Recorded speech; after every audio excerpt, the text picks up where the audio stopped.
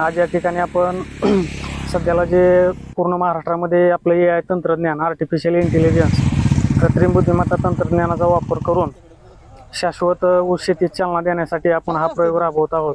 कमीत कमी उत्पादन खर्च आणि जास्तीत जास्त उत्पन्न, म्हणजे साधारणतः 25 ते 30% उत्पादन खर्च कमी करायचा. 40% पाण्याची बचत होते. त्याचबरोबर कीड आणि रोगाची आपल्याला त्या ठिकाणी प्रिकॉशन माहिती अगोदर मिळते, त्याचं व्यवस्थापन वेळेत होतं आणि त्याचबरोबर आपल्या जमिनीची सुपीकता टिकून राहते. फायदेशीर म्हणजे आम्हाला पाण्याची बचत चांगली खूप मोठ्या प्रमाणात होणार आणि न्यूट्री पण आम्ही जे अनावेस्ट जी गरज नसताना पण न्यूट्री देतो, खतं वापरतो, तर ते खतं आमची इथून पुढे जाणार नाही. त्याच्यामुळे आमचा खर्चामध्ये बचत होईल आणि पाण्यामध्ये बचत होईल.